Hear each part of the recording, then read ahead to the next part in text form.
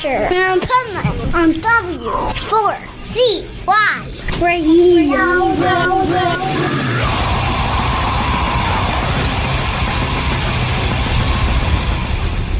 Wake up, America! It's time for the adventures of Pipeman on W4CY.com, West Palm Beach's #1 internet radio station. Here's your host, the Pipeman.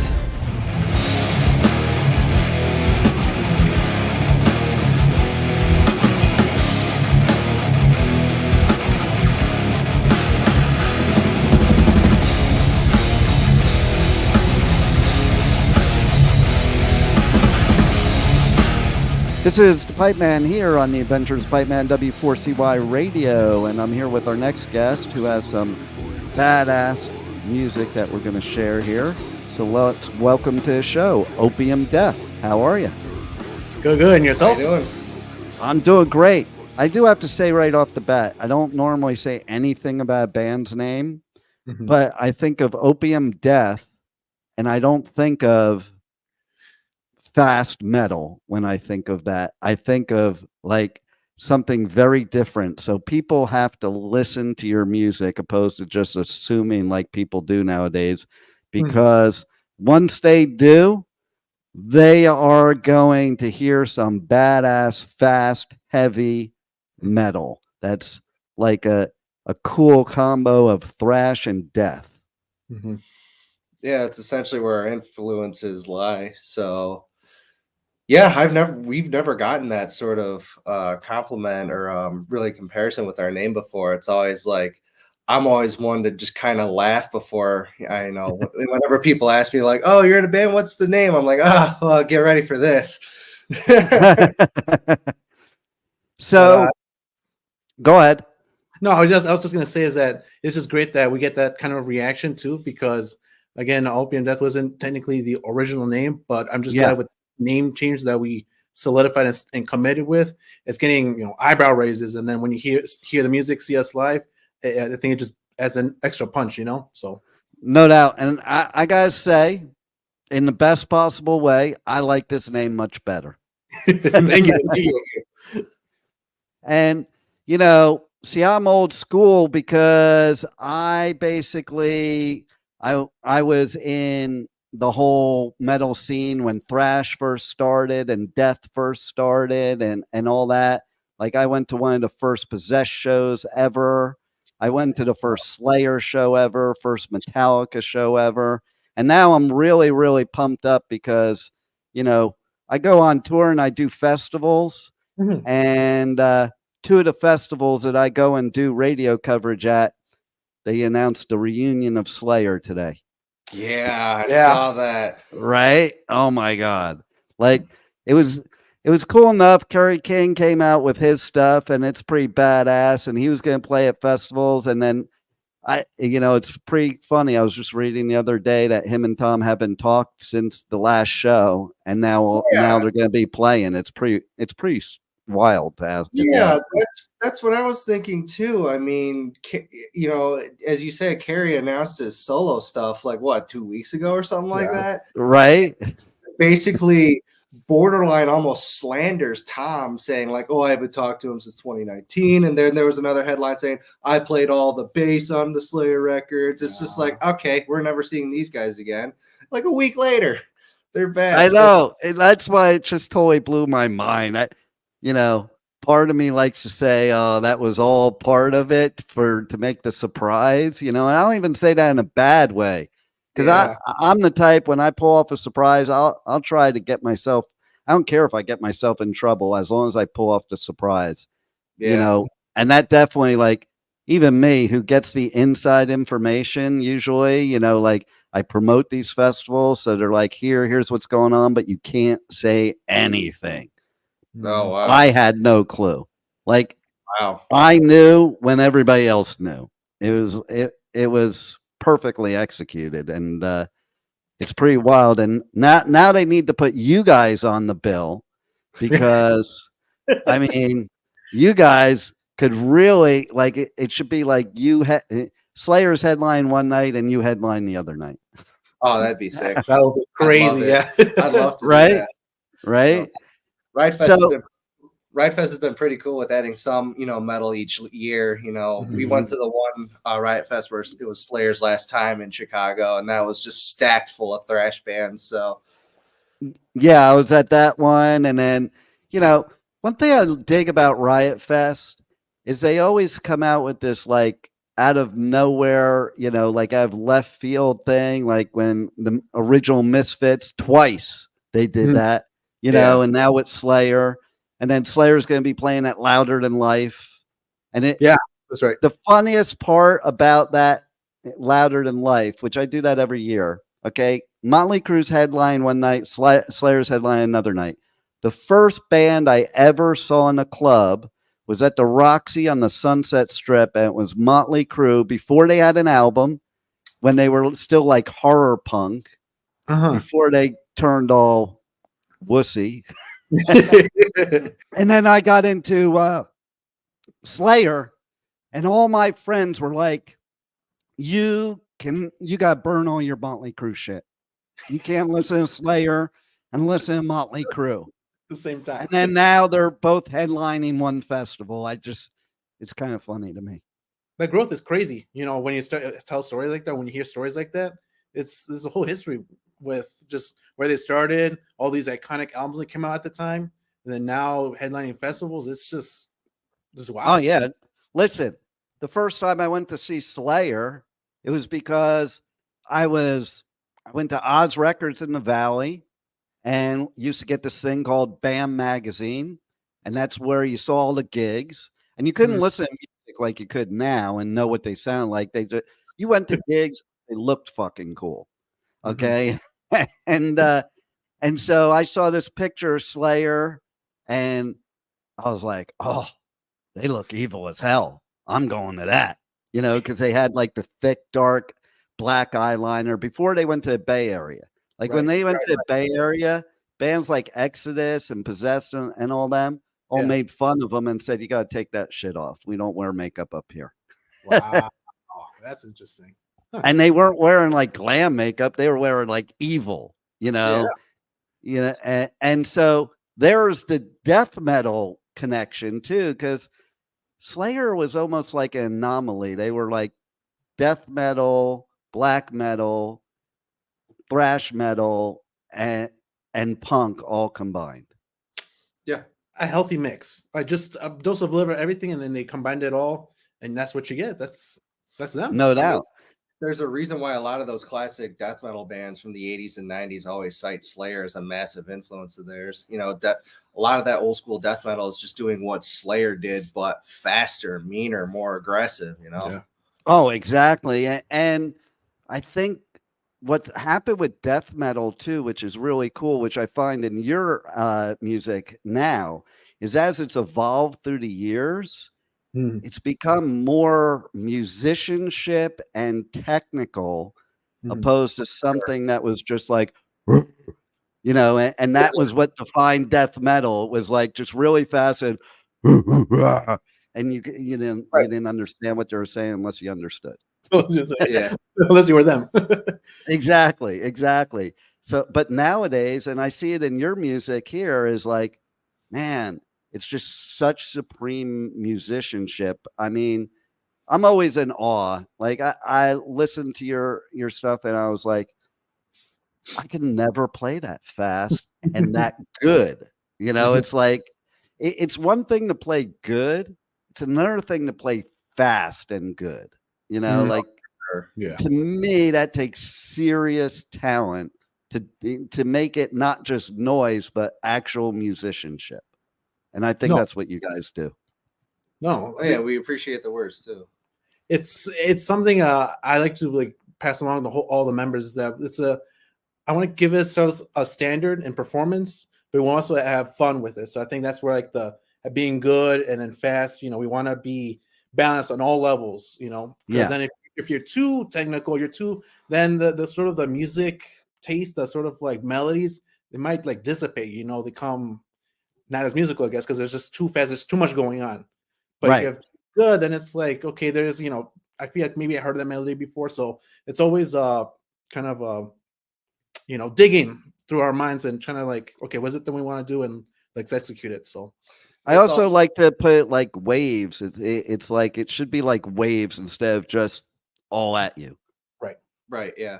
It's also like, I feel like with our music as well, we don't really get into like too technical of ranges where like if you go to see us live, you're there to move. We all move around pretty much, we're not just standing there focusing on what we have to play, like a lot of tech death bands do, which, no disrespect to tech death at all. I love a lot of those bands.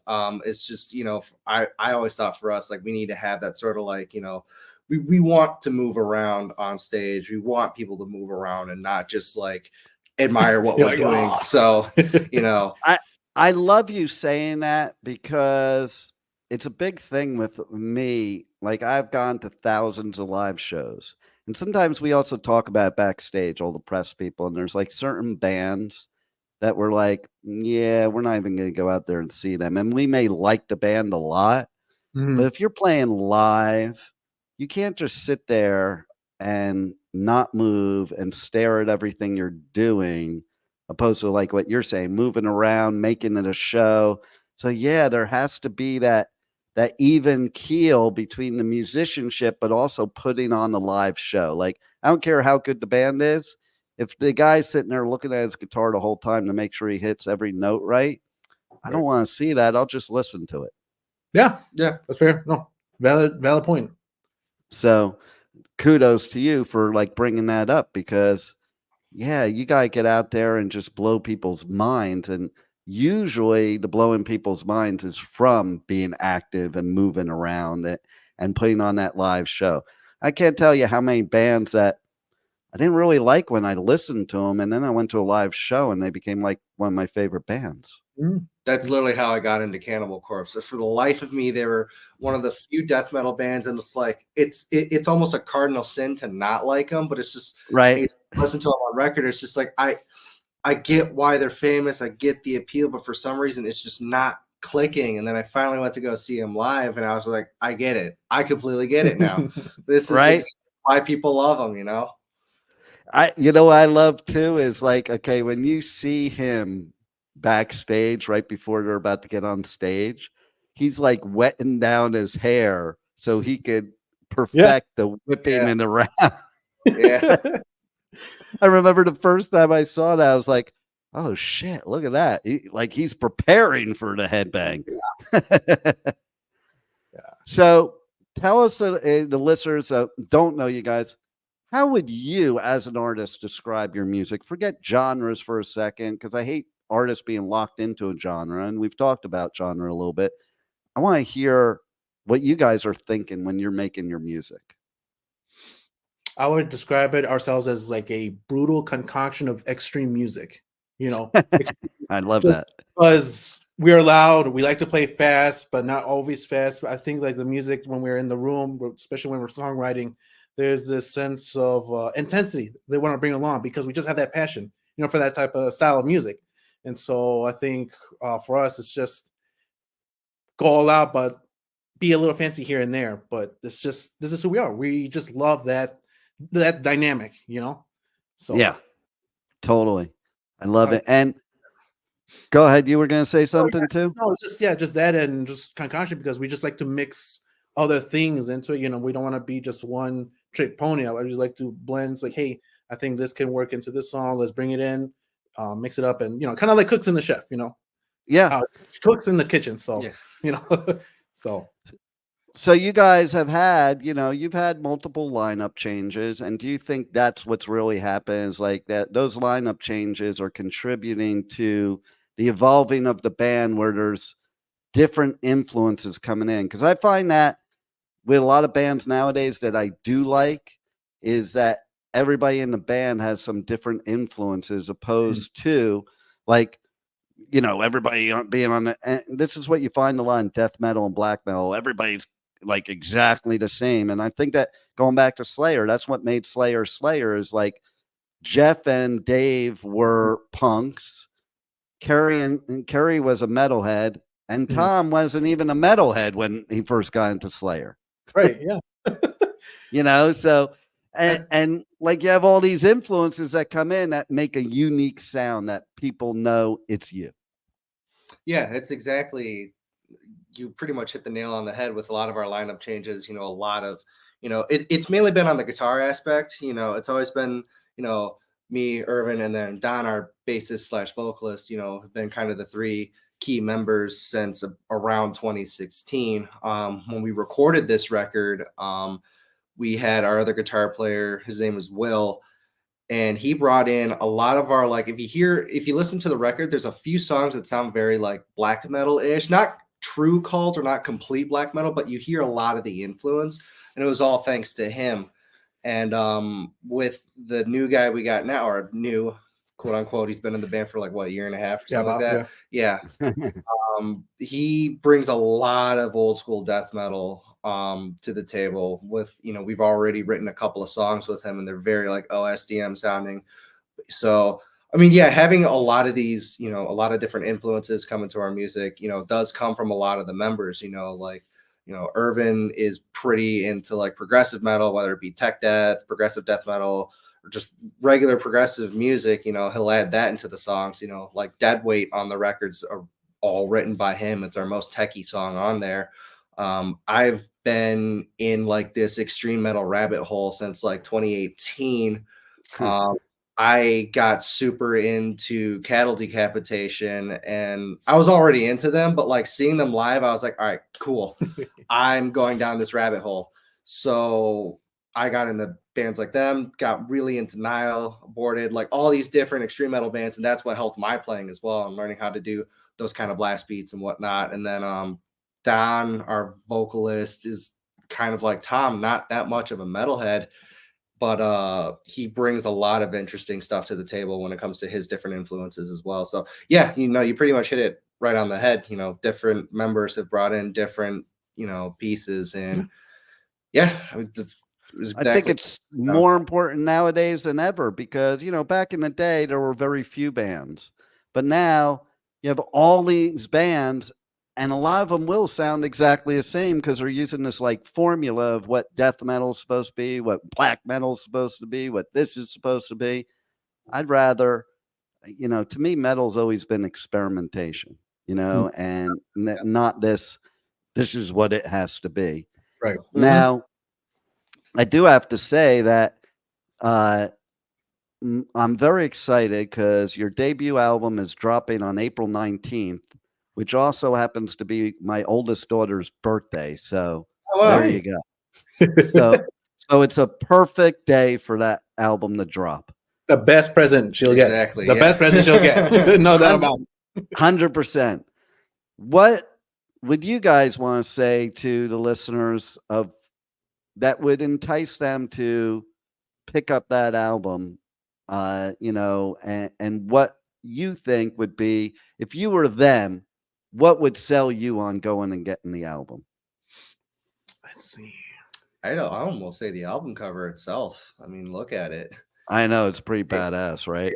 Yeah. The album cover alone should be enough for a lot of people to be like, what the hell is this? And then pick it up and listen to it. But honestly, my sort of sales pitch for this record is if you like almost any type of metal, definitely, or really any type of metal, mainly any type of, more harder metal, definitely pick it up, because we're not just limiting ourselves to an influences of like just Cannibal Corpse or just Cattle Decapitation. Right. We have influences from a whole array of different bands from, the two that I just listed. And then there's also a bit of Nile, Gojira, Death, Obituary, there's a bunch of different bands. Mm-hmm. So there's really sounds on there that everyone will like, essentially. It's always refreshing, because there's always in the area, there could be like a oversaturation of a certain style. But I was like, oh, this record, Green, Man on the Syringe, corporate, I hate corporate, I'll pick it up. So I think I'm big about album covers, so I'm glad you mentioned that, because that's how I grew up in metal. Like, if the album looked cool, the cover looked cool, I bought it and didn't even know what it sounded like. And I would buy this one for sure. Just by the look of it. I'd be like, oh shit, I gotta get that album. Great to hear. So go ahead, sorry. It's like great to hear that it has that kind of effect on you and hopefully everyone else. Yeah, because it's kind of making a comeback. It's been for a while where a lot of these kids, they don't even know what albums look like the cover. They don't care. They're just on this track thing. Mm-hmm. But I think it's making a big difference now. I think the album covers, the days of artwork on there being important are back. And I think it's becoming more important. And I think it is, because music is a full sensory experience. Like, it's not just the music, it's everything that goes along with it, which also goes to what I was saying about a live show. You know, I think a metal live show should be brutal. And I think you guys, as the artists, after playing for whatever it is, 45 an hour, 90 minutes, should be drenched in sweat because of that. Absolutely. It's more like after the first song for me. So right there you go. You know, just like being in the pit. You know, if I'm sweating, you're sweating. Yeah, there you go. So how do people to connect to you guys on socials, on the web, get the album, anything else you want to tell them to connect with you or check out dates and all that good stuff? We are on pretty much all socials, you know, Facebook, Instagram, Twitter, or X, whatever you want to call it. I hate calling it X. Yeah. I'll dead name Twitter. It's fine. But yeah, Facebook, Instagram, Twitter, you know, just look for Opium Death. You'll find us there. Bandcamp is where you can also pre-order the album. So nice. We haven't announced it yet, but we are working on making physical copies as well. And it's really just CDs. So we'll have hopefully a CD pre-order up sometime sooner or later, as well as maybe some new merch. That's all sort of TBA. Yeah. But yeah, all socials and YouTube, and just, you know, just with YouTube, look up Opium Death Official if that'll help. But there's not really a whole lot of bands called Opium Death. So. I think we should be the only one. So yeah. How lucky are you guys, man? Because I think about that too. Like, it's so hard to come up with band names nowadays. That's why all these bands use like symbols and all kinds of other crap, because like it seems like every name is taken. And this one is like such a cool name. How was it not taken? Right. Do you guys have any final words you want to share with the listeners that they need to know, or anything you want to share with them? Just look out for us, you know, just the name Opium Death is something you guys are never going to forget. When you do see us live, it's also something, a band that you're never going to forget. We are committed to the craft. We are, you know, willing to provide the best brutal music that we can ever offer. Expect greatness on this record. Expect greatness on the next EP we're working on. We do have a show for anyone who may be listening in the Chicago area. We are playing Reggie's on, what was that, March 29th? 29th. I almost said 19th. March 29th. We're opening up for a band called Nixhill. Yeah, Nixhill. Like more of a black metal band. We got the opening slot. They're touring around the country right now, or will be sooner. Yeah. So yeah, just keep an eye out for us as well. We do plan on taking this outside of the Chicago area too. You know, we're hoping to kind of branch into more Midwestern states, whether it be Indiana, Wisconsin, Missouri, you know, Minnesota even. So yeah, just keep an eye out for our name, and if you see it, definitely come out to a show. You will not be disappointed at all. Absolutely. Nice. Love it. You guys rock, and thanks for the great music, and thanks for being on the Adventures of Pipeman. Thank you. Thank you for your time. Thank you for listening to the Adventures of Pipeman on W4CY Radio.